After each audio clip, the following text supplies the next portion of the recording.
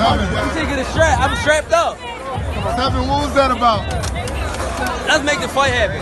We strapped the fuck up. Yes, ladies and gentlemen. Welcome to episode 272 of the SZN Podcast. I'm your boy Cam. I'm your boy Flows. And as always, guys, you know what to do. Please head over to our Instagram page, the SZN Podcast, or our Twitter page, SZN Pod. Link in the bio on both of those pages that will take us where we're situated at streaming wise. So if audio is your thing, you've got the Spotify, Apple Podcasts, or wherever you get your podcasts from, I guarantee you've got a link for it there. And then if you like visuals, YouTube channel as well, that link is there too. And then for the short form content, we've got the TikTok channel as well there as well. So whichever you guys prefer, please just like, subscribe, engage with us. Much appreciated. Flows, how you been, man? Good, man. How are you? Yeah, man. It's getting colder. Yeah, man. Got to stay warm out there, man. bro, it's peak. But you know what we're here to do, bro. Boxing talk.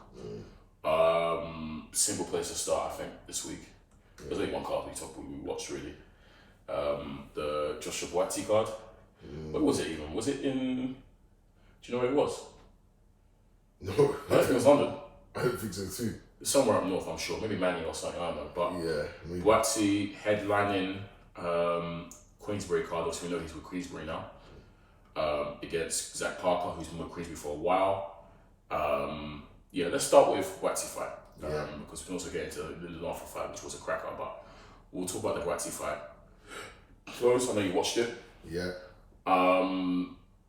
What were you expecting from this again at the start? Before we dive into the fight, what were you expecting to see from Buatsi, from Zach Parker, overall? What were you expecting to see? Yeah, it seemed like a comeback for both guys to get back in the big time. Obviously, Buatsi fresh off a loss.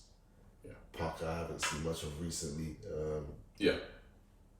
And this is, I'm not sure this is his first fight in this division. I think he's fought there before Parker, But we know him as a middleweight, right? Yeah, we originally know him as middleweight. Yeah, middleweight. Or super middleweight, maybe. Super. Super, Yeah, he's one below, yeah. Yeah, super middleweight. So I think last week I said, Buatsi, it's going to be a tough fight. Yeah.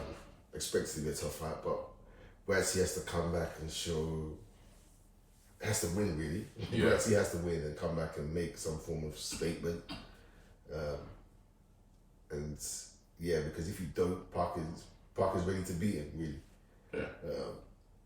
He's skilled enough to upset him, so it's really on Buatsi. It's what my feeling was. What was yours? Yeah, both guys looking to impress. I think a big fight for obviously they both have one loss on their record. Yeah. I guess trying to reinsert them into conversations. Well, that's definitely on Zach Parker's part, who's kind of like a forgotten man. I'll say, like I said, we haven't really heard of him since that loss to, I can't lie, John Ryder. I haven't really been seeing his name. And I know beforehand he was quite a big prospect for Queensbury. I think injuries and stuff played a factor. Fair, that's fair. Buatsi, I think, will always be in discussions just off his name alone. Yeah. I think big things will tip to Buatsi. What did he get in the Olympics? Was it bronze? Silver. Was it silver? Yeah. Silver, bronze. So yeah, big things have been expected of Buatsi. So I think his name will always be in the mix. But obviously, he had lofty aspirations put on him when he first got signed. Yeah. Which he hasn't met. So I was expecting to see both guys eager to make a statement. Yeah. More pressure being on Buatsi because of the fact that he's the big name. The big question I had beforehand was who was going to be in Buatsi's corner. Is he still with Virgil Hunter or not? And I think those questions would do the answer pretty quickly. Yeah, we can confirm. We can confirm. We can confirm that Virgil Hunter is still working with Joshua Buatsi. We'll get to that later. The fight itself, Flows, wasn't a fun one to watch. Scrappy. Yeah, it wasn't an exciting fight. I don't think that there was much quality work overall from both guys. It was a cagey, scrappy, bitty affair, I felt like. Yeah. Actually, before I get... Do you think as a comeback fight from the Callum Smith loss, this is a tricky comeback fight for Buatsi? Yeah. It's not really a tune-up. Someone who's of a high enough level, high enough caliber. Yeah. High enough pedigree. And it's a name, so... Yeah. Yeah, I think it's a tricky It was a tricky one. Would you have called for someone a bit weaker, or nah? No, it's fine. I know you're more stepping down. Yeah, that's absolutely fine. Fair. And you expect someone obviously to beat Zach Parker naturally. Obviously, we'll talk about the result as well. But I thought the fight was bitty and scrappy, bro. What do you make of it? And I guess we can delve into why that was the case. But yeah, what do you think of the fight first of all? Fight was killing me. Because I didn't watch it live. Yeah. You messaged me, you said, this and that. I saw the comments. I was like, right. Because the last fight with Buatsi versus Callum Smith was a cracker fight. Yeah. And then I'm seeing the interviews afterwards, the discourse. Yeah. So when I watched it, I was like, this is going to be a stinker. Yeah. But watching it, that was Zach Parker's game plan. Zach Parker's game plan was to spoil. Yeah. I'm not even mad at it, I'll be honest with you. Because Zach Parker was there, he was keeping his distance. Anytime Buatsi got in close, he'd clinch, he'd hold his arm, he'd lean on him, he'd duck low. Yeah. He fell to the ground like 6-7 times. That's Buatsi made us know. Yeah. Maybe even more. And I was watching, I was like, right, you know what? Fair play, Zach Parker, because it's not your job to officiate the game. Yeah. Right, the fight. It's the refs. Do you think the ref could have been stronger? Yeah, I think the ref was warning time and time again. But no points deducted. No point deducted, and I wouldn't have been mad if a point was deducted from Zach Parker. Because what he was doing was foul. I said it was foul. It was foul, but I ain't mad at it because I always say you have to control the distance in a boxing fight. And there's several ways to do that. You either stay at range, or you stay at range, or you come in close and you smother and you hold, and you clinch. And I'm like, this new addition of falling down is an effective one. Finished. This, if you can't hold, fall down. Just go to the ground. Yeah. Very effective. And you're seeing Buatsi visibly get frustrated. Like, he told you he gets a kill. It was a masterful plan. I'm sorry, it was masterful. I can't be mad at foul, the devilish work. I always say villainous work. Villainous work. Yeah. I don't mind it. If it's effective, and it was working. It was frustrating Buatsi. There was no rhythm in the fight whatsoever. Horrible fight. Yeah, it was scrappy. But yeah, look, it was working for Zach Parker. I think it was definitely not allowing Buatsi to settle. So yeah, not fun to watch, but I understand the thinking behind Zach Parker's game plan. Yeah, it was clear from the jump what the plan was. Obviously, just to keep his distance. Yeah. And every time try and sneakily catch him. Yeah. And then type. Not look to engage in a combination battle with Buatsi. Yeah. Who we know is, on his best day, is a vicious combination puncher and whatnot. So yeah, the tactics were to score. Yeah. You can say it was effective. Yeah, I can agree it was effective to a degree for sure. I don't know if I'll get onto Buatsi now or not. Okay, cool. You know what? Yeah, cool. So that basically, it's a very, very. Would you say it was a tricky fight to score for us? Yeah, it was. Yeah, it was because of all the spoiling and holding. It wasn't a nice watch, and it would have been difficult to score. However, let's talk about the commentary flows, because the commentary seemed pretty it was pretty easy to score on their side. Yeah, and they had Mr. Parker up by loads. Apparently, by the time it's come to they clearly said as well on broadcast that Parker's won this. I've got him up by a few rounds. This, that. I think the general, feeling around the arena was that Parker was ahead, or blah blah. Did you find the commentary biased, bro? I was watching it, and after round 5, I had to put on mute when I watched it back. Thank you. Yeah, because. It was getting too much, and I mean it was influencing me as well, because I'm listening to it and they're ignoring some of Buatsi's work. They're raving about what Parker's doing, and to be fair, look again, I was impressed with what Parker was doing. Yeah. So I don't think there was any. They weren't lying as such. They weren't outright lying, but they were going too crazy for what Zach Parker's doing and working with Buatsi. Bro, I don't think I've heard Adam Smith that biased in bro, Adam Smith is usually pretty. Yeah. Bro, I've never seen him so biased in my life. Yeah. He was everything Parker was saying. He was glazing, bro. Even glazing. Even beyond the fight itself, you just talk about how he's always like Parker. He's always knew Parker was a good fighter. Yeah, I couldn't believe it. From Adam, specifically, I'm calling Adam out for that one. I couldn't believe it. Bro. Yeah, Adam was moving. Who else? Cal Frampton. Mm-hmm. When he had it 4-0 after 4 rounds, I was like, yeah, you're moving bad. Do you think Zach Parker did enough to win? Because obviously the commentary. So obviously, Buatsi's won a close decision. Yeah. And the commentators were in uproar. Yeah. I told you when you mentioned earlier that obviously you found out about this because I've messaged you saying, bro, you see the commentary on this, people are saying it's a robbery. Yeah.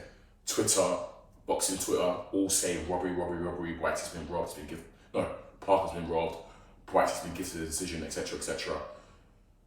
Did Zach Parker do enough to win that fight for you, bro? It's weird because I don't think either fighter done enough to say they clearly won the fight. Yeah. But scoring it, I'm not mad if Zach Parker got the nods. I don't think it was a robbery. Did you score it personally? Yeah, I scored it. I thought there was one round which was close. I just watched it back before. Yeah. We started recording really. Yeah.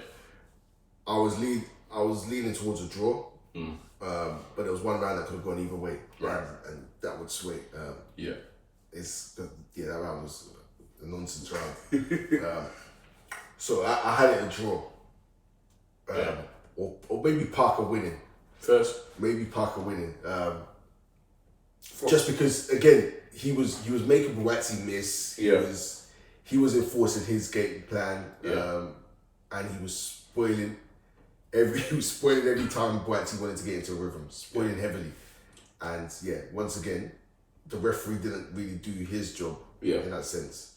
So look, I went mad at saying if Parker got his hand raised, I'll be like, fair. Yeah. I would be fair. And I'm not mad at the judge's scorecards. Yeah. Because they were close. So I just think that what they spoke about when it comes to I just think what they spoke about when it comes to recording, right? Yeah. I just think when it comes to what they said in terms of robbery, how much Zach won by, etc. I think it's completely overstated. Yeah. In my opinion, it was a very close fight. To me, it wasn't no Parker's won by bare rounds. This that. I think personally that it wasn't robbery. Full stop. Basically, is what I'm trying to get at. I think the commentator was over biased. The commentary was over biased, way too biased. They both had minimal success in there. There wasn't anything clean in both of them. It was a razor close fight in my opinion, but it was definitely no robbery in my opinion. Or I can see why maybe why the judges might give it to Buatsi because of the fact that he was the one on the front foot trying to force the action. Yeah. Which we've seen many times before, that in sometimes these razor close fights or these scrappy bitty fights, judges may favour the guy, in fact more often than not, let's be real. They favour the guy who's the one who's aggressive, pressing the action, and that was Buatsi. He won the story in that sense. I think Parker's work, you have to take him with a bit more nuance, basically, in terms of what he was doing. So, I can see why it's easy I can see why judges gave it to Buatsi. Yeah. Whether or not I agree with it doesn't matter because it was a rubbish fight anyways, a nonsense fight. I'm not trying to see that again, personally. But him being the aggressor can easily sway the judges. Because especially when there wasn't much quality work from both of them. Yeah. Usually quality work is, as you know, Flo, is my defining factor when it comes to scoring fights. Both of these guys didn't give me quality work. I'll be so real. It wasn't nice to see from what I saw anyways. Yeah. But all that talk about robbery, we're not doing that. It wasn't that. It wasn't that at all. And if you watch that fight, I think on mute, you might see a different thing because I think the commentary was really trying to sway opinions with what they were spouting last night, bro. I think they were really trying to sway opinions, man. But okay, ultimately Buatsi's got his hand raised and he moves on. Yeah. And he was quite adamant that, he clearly won the fight because Parker just came to spore and run. And he said, you can't be on the floor 6 times and expect to win the fight. Blah, blah. Obviously, Parker's there thinking he's been robbed. And, he said, he schooled him. We have to talk Joshua Buatsi, bro. I'm sorry, I can't wait no more. Because even though he got his hands raised, the performance to me, Flows, is not good enough. I'll be so real. Yeah. Because, yes, Parker's the one spoiling. I'm not seeing any ability from you to cut the ring off effectively.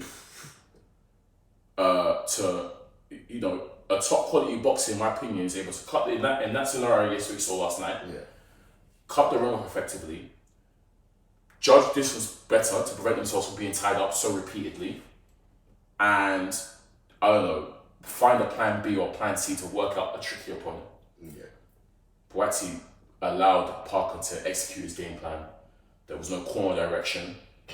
There was nothing from him, IQ-wise, in my opinion. Yeah. So I have to give him smoke because I expect more from him. End of the day, bro. Yeah. And I might have said it, I think I've said it before, I'm going to say it again. I'm not going to go as far to say has Buatsi regressed. But there's just been no progression for me. And Flows, he's not going to be it, man. Damn. End of the day, I don't think he's it. I don't think he's going to be it. Damn. Harsh reality, I just don't see it anymore, bro. Yeah, look. Have you seen progression in Joshua Buatsi since when he started? Way back, he's 30 now, this is a 20-something fight. 32 now. 32. Is it 32? Yeah, 30. No, wait. Yeah. Is it 30 or 30? I don't know. But yeah, I think he's in his 30s. Yeah. Around those, anyways. Have you seen progression for the last 5-6 years? No. Performances haven't improved. Yeah, look, that wasn't a good fight for him. He didn't have enough success in there. He was missing, he was getting frustrated, he was getting caught flush in portions. It wasn't good. And look, it might be down to Virgil Hunter at the end of the day. Because let's say we haven't seen him improve. Yeah, other Virgil Hunter, he hasn't improved. He hasn't improved. Yeah. There's been no point we've pointed to like, okay, yeah, we can see this is working or this is... No, he hasn't. It hasn't. It's, damn near strong with every fight. And it's always been a question every fight. Every fight we've come away with Virgil Hunter thinking, questioning. There's more we can see from him or we didn't see enough. Do you know what I mean? Yeah. Come away questioning. And this is what, 6th fight with Mr. Hunter? Maybe even more. Yeah, maybe more. He's been over for time. Yeah, but he hasn't. Buatsi isn't the most active fighter either. So yeah, it's tough. It's hard to say. I don't know. I still feel like there's more from Buatsi. I still feel like there's more to come. Do you see world champion? Not with the. I don't see world champion. Even with the Russians there. Even with them gone. With the Russians gone. Yeah. Look, let me say this. Right now, I don't see him beating Yard. Yeah, I've been, but I've been that camp for years. Yeah, right now. I've been saying that for years. I don't see him beating Yard. He doesn't beat Benavidez. So, look, there's other ways to grab a belt, but if we're putting it as in being the top guy, the number one guy, I don't think so right now. Without the Russians. Yeah, without the Russians, he's not number one.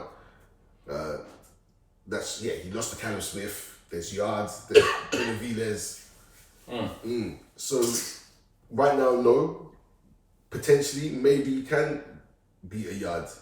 I still think that's attainable for his potential. Benavidez and Callum Smith, maybe too. But he once again, he needs to improve. We need to see improvement. Just not impressed, man. Yeah. And part of it could be Virgil Hunter. I mean, we've spoken about Virgil Hunter at length on this pod. I'm putting it down on him. I can't. No, fair enough. No, it's true. Until we see him someone else, but you as the fighter, should recognise this as well. Then, surely. Yeah. We've seen fighters change trainers not just after a loss, but after a win. Because the performance isn't good enough, and they said, "Let me try someone else." Do you know what I mean? So, didn't AJ was Manny Robles for like one fight? Was it Manny Robles or was it Robert Garcia? Robert Garcia. One of them anyways. One fight. He won that fight, I think. But the performance might not have been the best. Switched So, you know, we've seen... He was with Buatsi there as well for one Derek fight. James. Derek James. Was it one fight? Yeah, one fight. Yep. One fight. Yep. So, you know, I feel like he could have maybe recognised that his performances for some reason aren't good. It's either you or the trainer. I'm putting blame on both of them personally.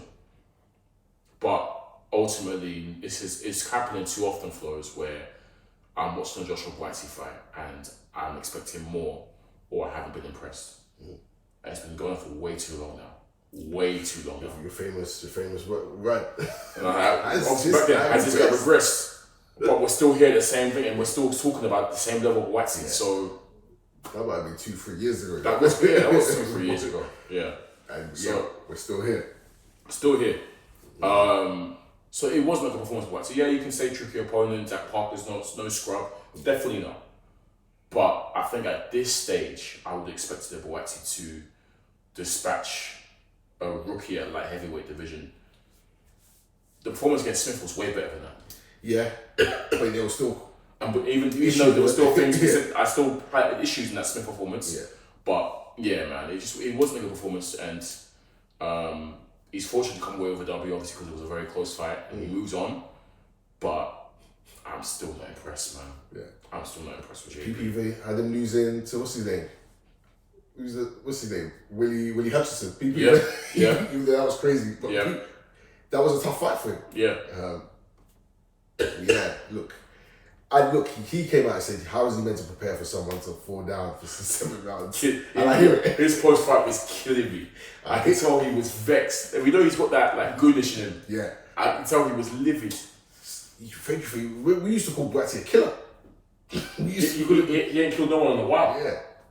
Look, I hear it with Zach Parker. Zach Parker's game plan is one of the most masterful game plans I've seen.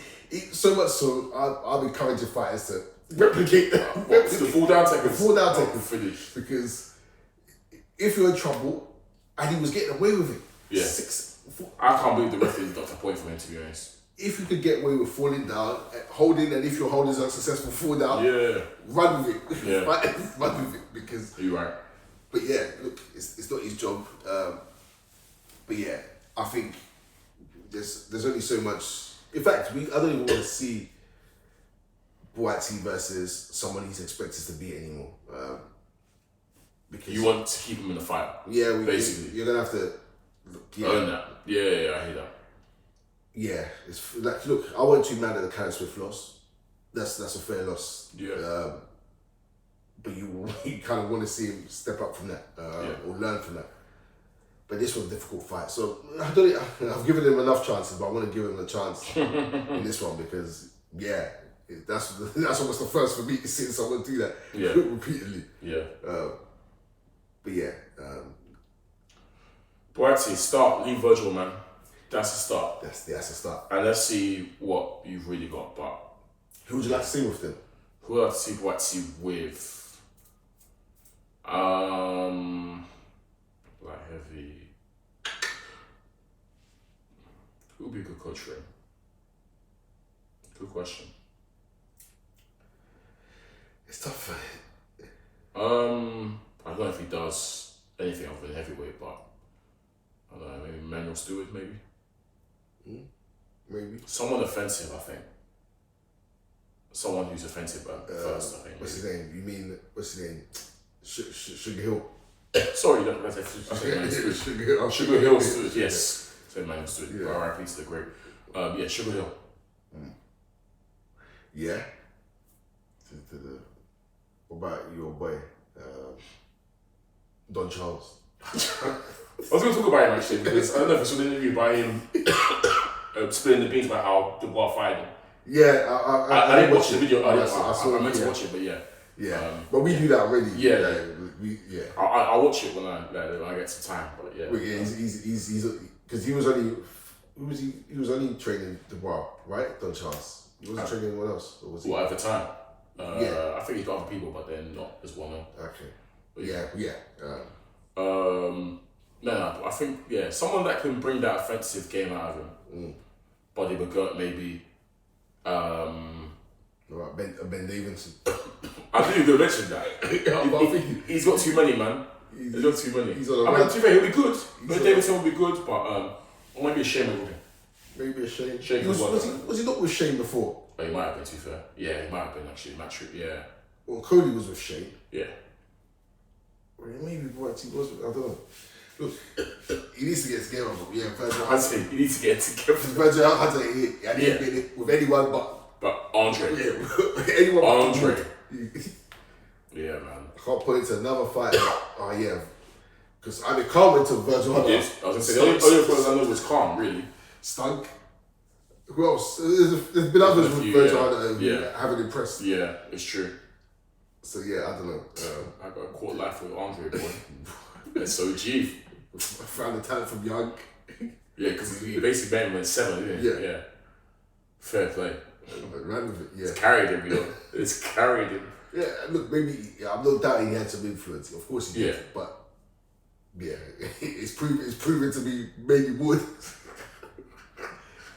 Oh. Yeah, anyway, shout out. Yeah, shout out, yeah. Stop talking that, shout out. Anyways, moving on.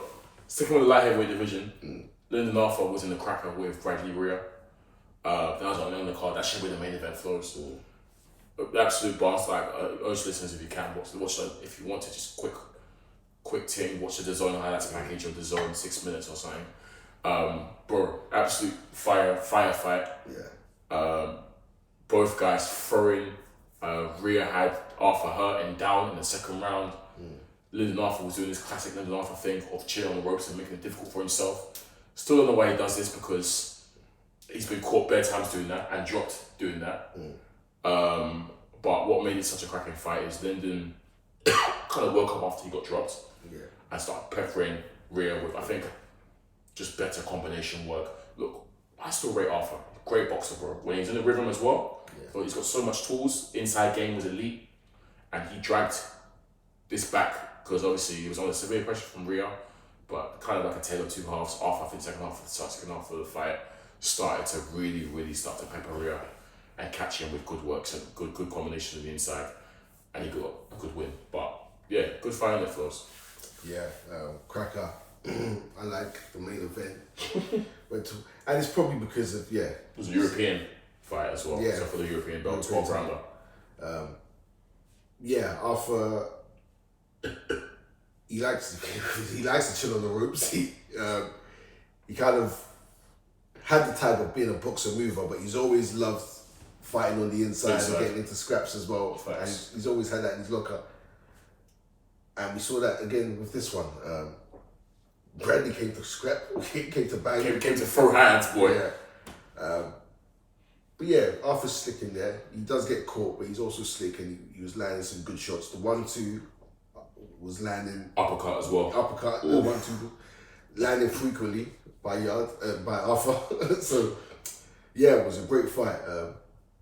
And I don't think too many people are mad with the decision. No, I think it was, close, it seemed fair. Close scorecard, but yeah, dropped down in the second round. But after that, he had decent control of the fight. Especially from, I think onwards. His quality showed, essentially. He's operated at a higher level than Bradley. Like Bradley Rhea, cracking effort, but Arthur's obviously been to higher places than he has. Yeah. And I think his quality showed that in terms of how he was able to operate afterwards. So yeah, man, cracker of a fight, man. And he moves on. Lyndon Arthur, so shout out to him. Can't forget, he did challenge. Remember, he fought with Bivol. Yeah. Got peppered the entire fight, but he did get stopped. He got dropped. Yeah, he got dropped. And then I think after he got dropped, he was just on defensive for the rest of the fight. Yeah, I think. Do you remember? He got dropped early, I swear. I feel like Bivol could have got him out of there. But Bivol did this, yeah. He didn't. Yeah. But cool for us, that's it for the week in terms of the fight that we saw last night. Let's talk about next week coming up, because there is a good fight in the super lightweight division, or light middleweight. 154 pounds. We have Virgil Ortiz Jr. He's trying to stake his claim as the man. This is for one of the interim belts. I swear this guy's always fighting for interim belts and whatnot. He's not challenged. I don't think he's challenged for a title yet, Virgil Ortiz, Well, yeah, he was chasing. But obviously, Crawford. But obviously, we know he had the year and a bit out with the injury. But yeah, he's due a title fight now. By now, but he's fighting against a seasoned contender at 154, Erickson the Hammer Lubin, who I think was still 30. You know. That's great. Yeah, he was a rookie. Because Lubin, he's been around for time. We can't forget Lubin first. He got his first title shot in 2017. That was against Mel. Remember? Yeah. And at that time, he was a young, up and coming, hungry, undefeated guy who was knocking everyone out. Mad to knock out though. Yeah, and then Mel was saying that it's too soon for this young buck. Yeah, he's not seasoned enough. Obviously, Lubin saying, "No, I'm ready now." Mel knocked him out. Vicious KO as well, deep.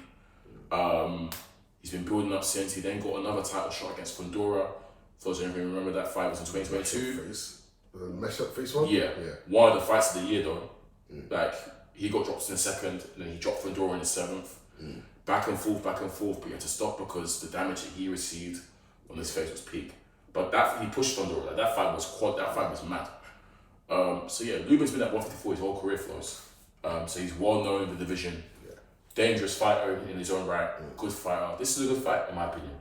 What are your thoughts on it, bro? Yeah, I already didn't know it was coming up. Yeah. I didn't know it was next week. Yeah. So when you said it, I was like, that's a good fight. Good test of the division for Virgil. For sure, yeah. I expect Virgil to win. Yeah. I just think, you know my sentiments on Virgil Ortiz's talent and ability. I think he stops him, you know? Yeah. Yeah, it's doable.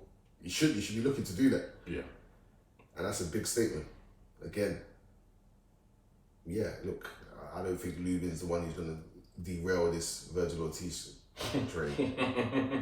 There's only really two names at 154 for me that's going to have the ability to do that. Yeah. So, I expect Virgil Ortiz. So Boots and who else? Well, so he's still counting Buds. I'm counting Buds. I'm not counting him, so Boots. I'm counting Buds. Okay, you are. Fair enough. Cool. Yeah, I don't see anyone else at 154, not even Mel. Yeah. Okay. Yeah. No, good fight, man. Obviously, Lubin can't be taken lightly, as we know. No.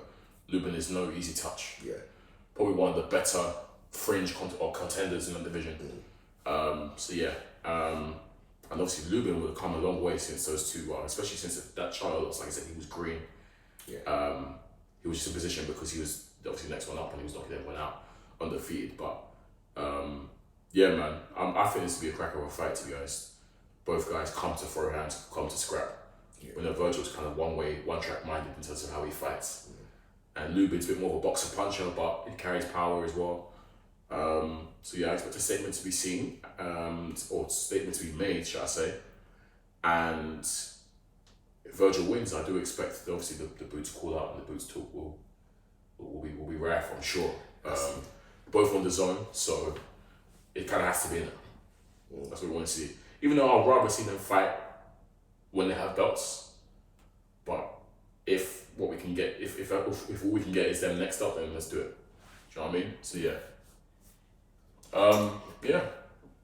Apart from the Don Charles things as we mentioned, Flores, do you have a game for me this week, bro? What you got for me, Kurt?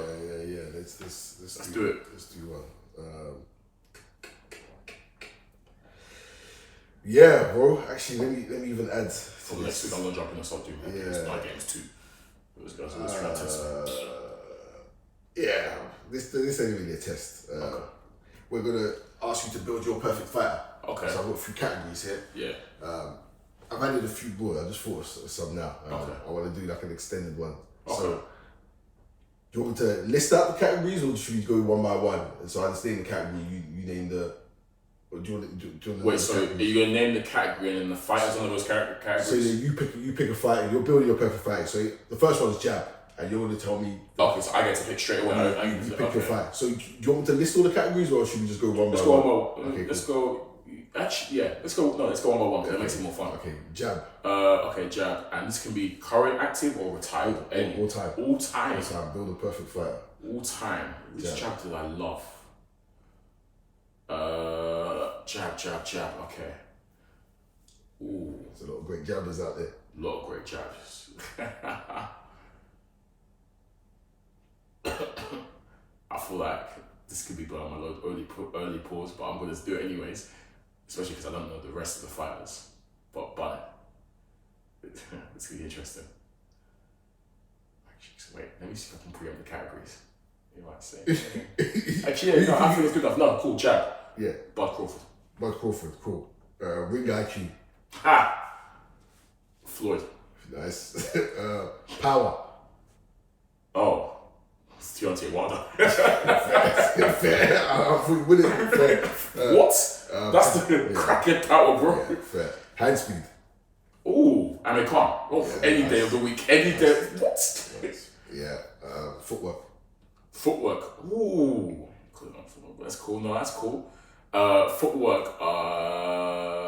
Actually, no, I'm gonna save him because I feel like you've got. See, it makes hard. Okay, footwork. I'm gonna go. Footwork.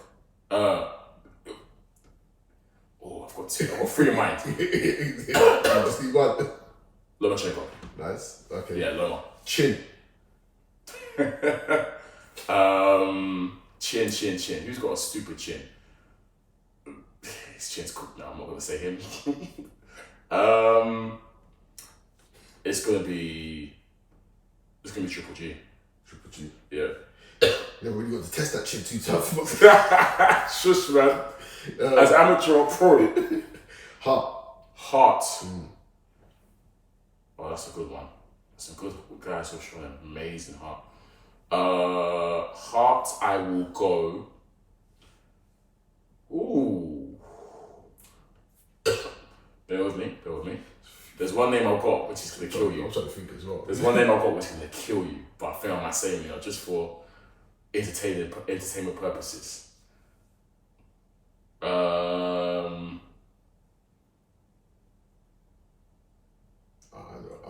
who I'd say. Conor Ben.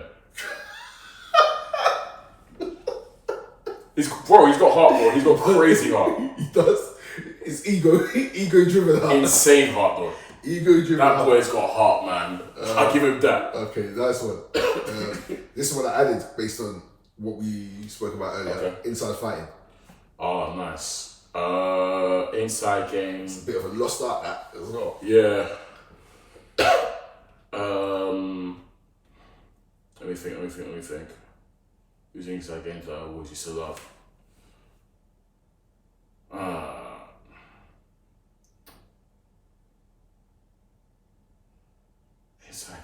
Inside game. Oh, think. It's not coming to me.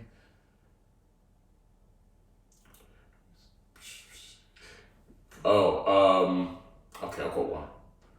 Funny enough. Boy.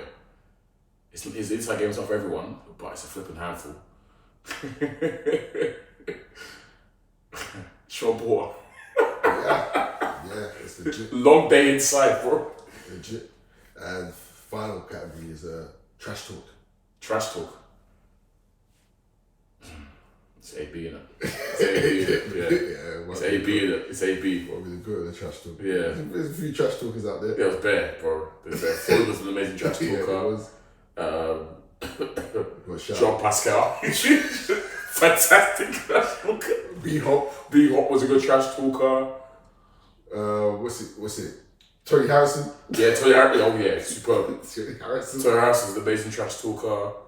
Even Canelo now, sweet talking a lot of trash. Yeah. Cool. Nice. Yeah. Nice. I like my list, man. I like my list still. Yeah. I was thinking if you're gonna put something like defensive, like a bit, something like. Yeah, I was. Yeah. Who would that be? I was because I've already got Floyd down there. Sweet Pea. Yeah. I was waiting for. I was gonna Whitaker straight away. Yeah, Sweet Pea. If not for but yeah, it's good. George, should I build one? Obviously, excluding my fighters. Yeah, well, excluded. We could try it. See if we can build one without obviously. Yeah, we could try. So go jab.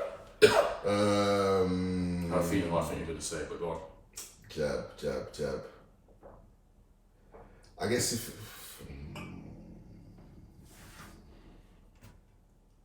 historically, Larry Holmes' I was jab gonna say, yeah. is renowned. It's considered the best ever, I think. Yeah, it's a renowned jab. So, yeah, I'd have to go with that. Cool. Yeah. Pistol like. Yeah. Yeah, I'll say him. Yeah. You understand why I went Bud though, right? Yeah. Because it's a Chico jab. Yeah. Power jab. Alright, ring IQ. You said Floyd, right? Yeah, I said Floyd, yeah. Let me go with Usyk. Yeah. Usyk. I think you actually make an amazing list even about power. Yeah. Power.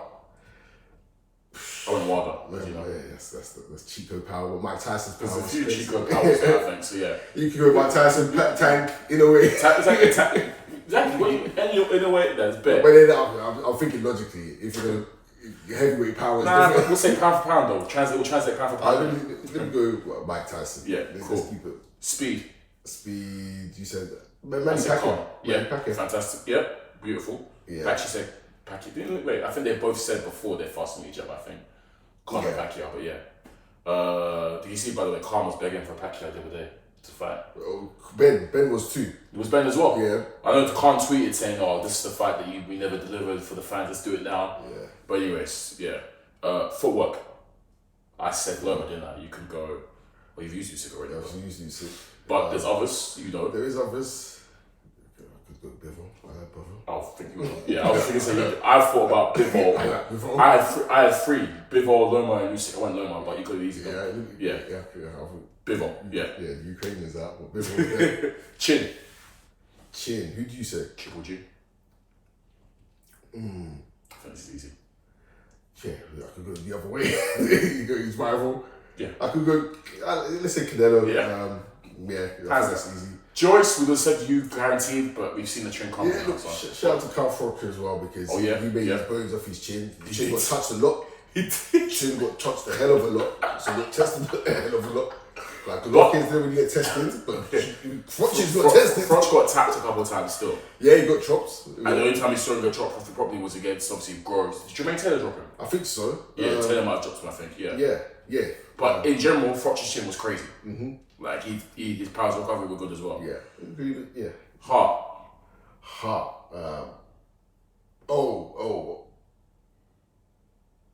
Gatti. Nice. Yeah, for me. Because you can say Mickey Ward. Early days of watching boxing on YouTube, it was... Every boxing fan has seen Mickey Ward versus Arturo Gatti. I think every boxing... Both of them, actually. Yeah, for sure. Even, I'm trying to think, there's a couple of Mexicans we can easily put in there. Yeah. I'm sure.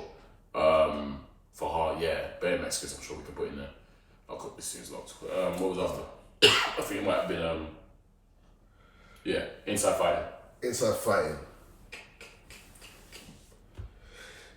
What did I say? Oh, I said Sean Porter, yeah. Smothered his work, but he was smother his work, but still messed you up inside, so. Yeah, I said it's a bit of a lost start. You know, I was thinking as well. Roberto Duran, yeah. He's known as a specialist in inside fighting. Yeah, he was, yeah. Historically, for sure. Yeah. I said Tyson already. Yeah, you said Mike, yeah. I'll go Duran. I think Duran's... Tony was... not Ivan Toney. James Toney. That would have been a shot. James Toney. Because his Philly shot is stupid. Yeah. Stupid. Yeah, James Toney been a good one as well. Yeah. Even Broner at one point was an amazing inside fighter before he stopped throwing punches. He was. The Marco performance, watch that performance. Yeah. Destroyed him inside. And then trash talk. Obviously, I said Broner. You could say many, I'm sure. Yeah, he's a hilarious trash talker. You said Tony Harrison. Conor McGregor. He boxed. Yeah, he boxed, he did, yeah. Conor McGregor. I've already got Floyd out there. Yeah. AB, McGregor, Floyd. Tony Harrison. There was a Latino guy. Willie Hutchins. There was a Latino fighter, I think it's Michael Raga or something, who was known for being the one that used to smoke as well. He was a bit crazy. Yeah. He was a mad trash talker. Angel Garcia. Get him in there. Yeah, it's true. Get all the boxing dads in there. Even the Twitter look. Cabosis. Oh, put on the feet. In fact, you should have put Twitter trash. Oh, Cabosis straight up. Auntie Schofield. Auntie Schofield. My fair. That guy's insane. Floyd Schofield too, yeah. That's insane.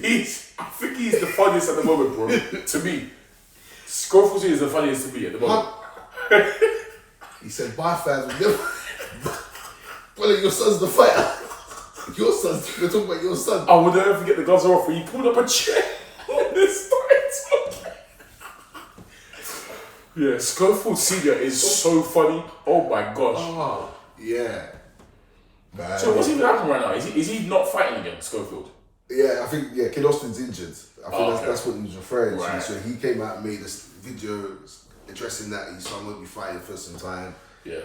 And then he was addressing obviously the Shakur thing. I know he's still saying that they tried to like this. I think they're still trying to go on about that, right? They tried to kill him. Yeah. But yeah, I don't know with that one, but fair enough. Yeah. Cool. Yeah, that's funny. That was good. That was fun though. Yeah. For sure. Next time, what we could do as well, Flo, is we can maybe like add like pound amounts. So categories. But cool, we saw that. Anyways.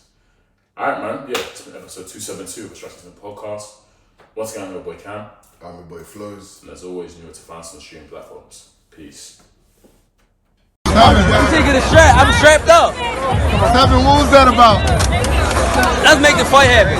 We strapped the fuck up.